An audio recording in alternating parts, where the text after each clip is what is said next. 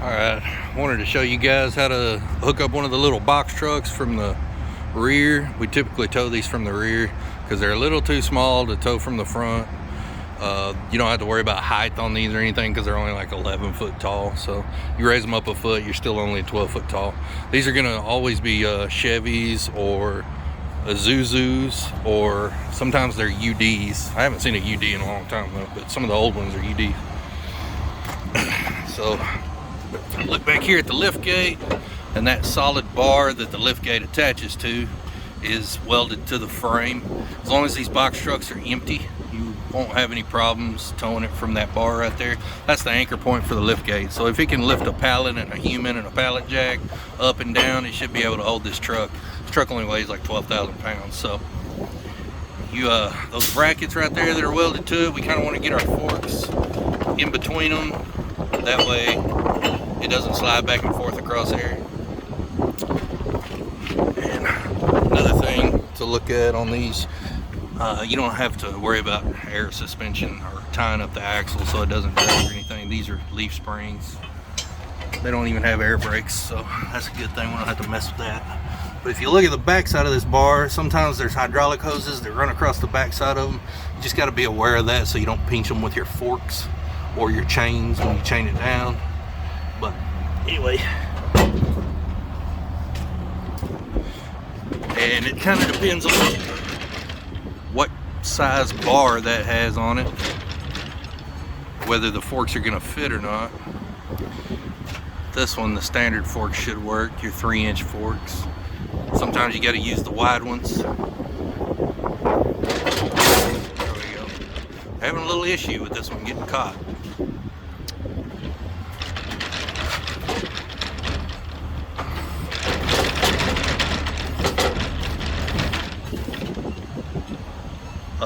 Boom up. Boom up.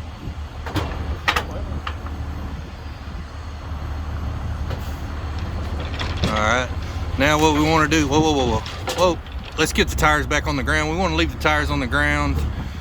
That way they have traction and we can push out up against that bar. So we want to have firm contact on that bar. Alright, now we're going to put our chains on. The reason we push up against that bar is so that we take all the slack out of the forks. So you don't want space in between that bar and the front side of that fork, because then you can't get your chains tied. You want them chains tight enough that they're not gonna, come unhooked, fall off while they're going down the road. They don't have to be so tight like you put a binder on them or anything. We just want to make sure they're not gonna fall off while we're going down the road. So we'll watch him put these chains on, and what we want to do is make one big loop all the way around that bar and all the way around your T-bar. Yep, right through there.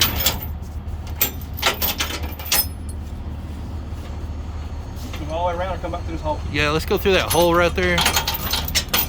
My truck has the new style receivers on it. They have little holes that you put the chain down through. But if you have the old style receivers, you'll just go all the way around the receiver. We'll hook that in the tightest link we can get it in. And then you can wrap the slack. No, wrap it around the T-bar and then come back to the hook. Yeah. Well, usually I turn the hook around the other way, but that's okay. As long as you can get the chain to fit down in there. Probably. Yeah, you might have. Yeah, there you go. That'll work. That's just to kind of keep the slack up off the ground, and also to keep the chain pulled into the hook. Because look right here, there's no way that hook can come undone because the chain's pulling into the back side of the hook. We're gonna do the same thing over here. Let's get your chain in between there. Yeah, this link right here. Let me get it a little further. You can get one more out of it. There you go.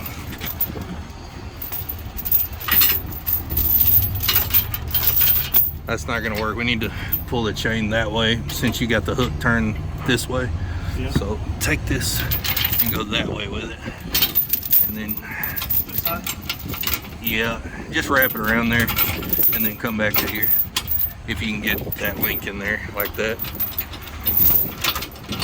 So typically I turn the hooks around the other way, that way my slack doesn't get in the way of me putting the chain in that receiver hook. But if you can get it in there, that'll work too. Yeah, that's fine. This, like I said, it's just to keep the slack up off the ground. Yesterday he told me to turn the hook away from the upper hook. Alright, so we're gonna boom up just a little bit. Once we get it off the ground, we'll tilt up a little bit, kind of get it at get the underreach level.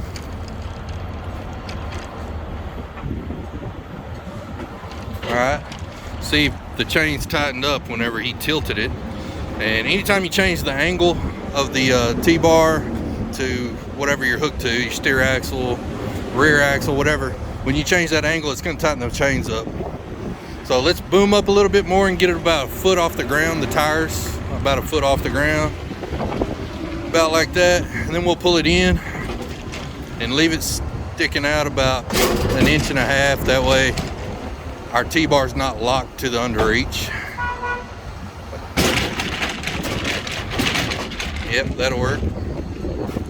And then last things, we'll do lap bar and safety chains and fold our mirrors in.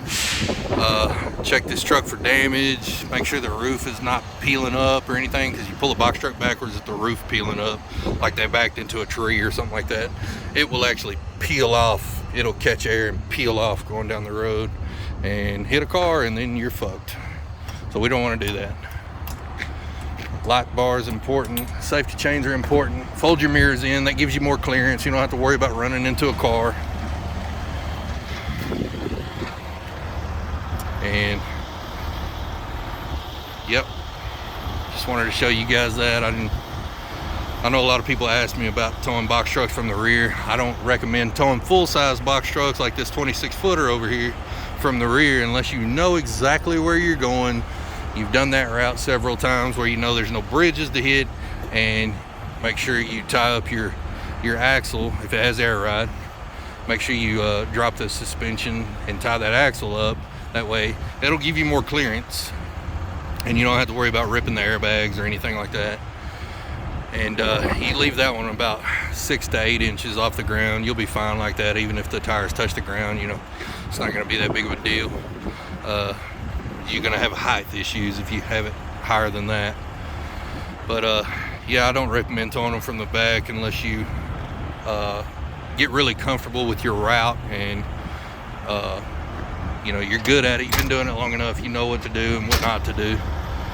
But these smaller box trucks like the little Chevys and the Isuzus, you can tow those backwards all day long because they're not tall. They're only about 11 foot, and even when you lift them off the ground a foot, they're still only 12 foot, and there's no 12-foot bridges that we're going to be going under.